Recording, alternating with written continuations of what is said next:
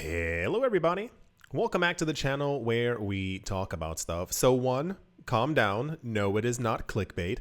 And two, yes, it actually did hit a brand new all-time high in multiple different places. The reason why we're here is that I'm going to explain.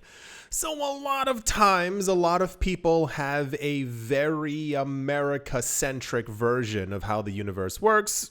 Not knocking it, but it's more of a, we all live on this planet. We know how a lot of things work.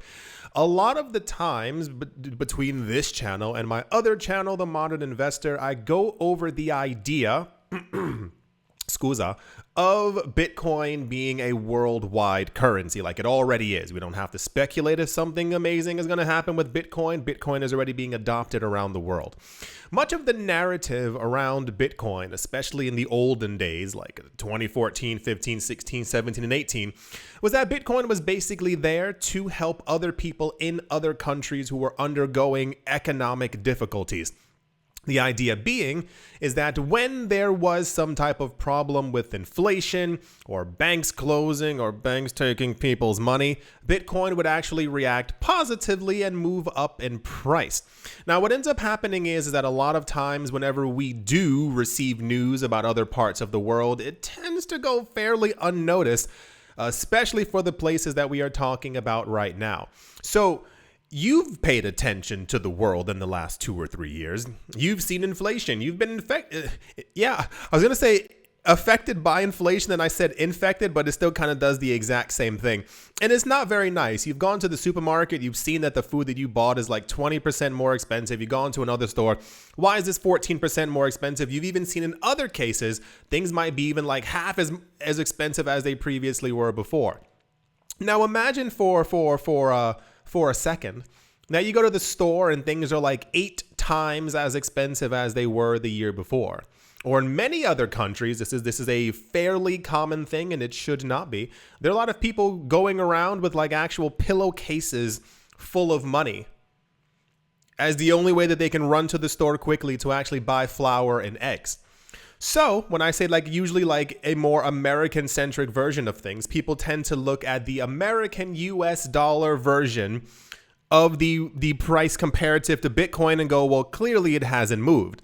Now, in other countries that are currently and have been for a while undergoing terrible levels of inflation, Bitcoin actually reached a brand new all-time high there. Yes, because as people have been dealing with 100%, 140% inflation for their groceries, for their rent and everything else, the problem actually is that's usually based off the CPI, the Consumer Price Index, which we went over before. The idea is a country will give you a basket of goods. They go bananas, apples, mangoes, pears, and socks, whatever.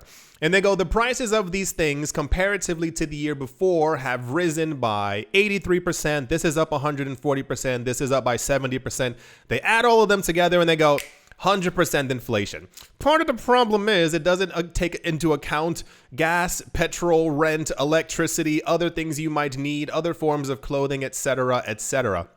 Anyway, dragging it on back, it apparently Bitcoin has officially hit a brand new all-time high in a number of countries that are dealing with terrible economic conditions. They are currently Nigeria, Turkey, and Argentina. And it goes, as always, the articles will be in the description below for all of you to read as well. But yeah, a lot of times we pay attention to things, logically, things that are around us and that affect us.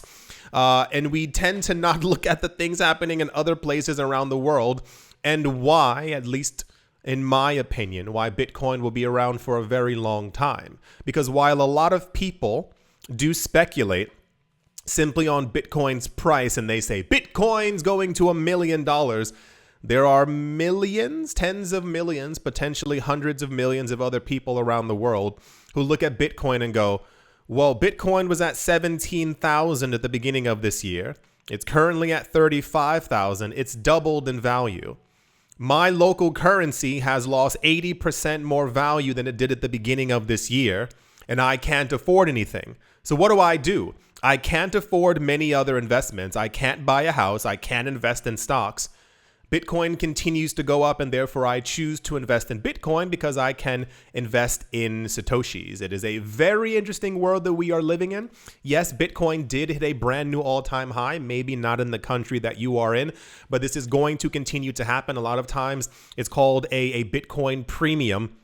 In South Korea, they called it a kimchi premium. Sure, why not? But this has happened before, where we see that if Bitcoin for the US dollar euro prices is roughly around $35,000 in other countries, it might actually hit 47, 68,000 like over the course of a week because people are choosing to put their money into that as opposed to their rapidly devaluing fiat currencies. Yeah, what a weird time to be alive, right? Because there's so much happening at the exact same time. So, yeah, as always. Wait, yes, hello.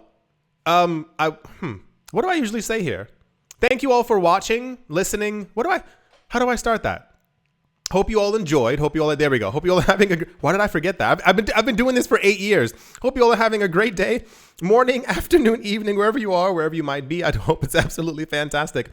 Thank you all once again for watching, listening, liking, commenting, and or supporting. I really was about to just like make up something new because I couldn't figure out the other things.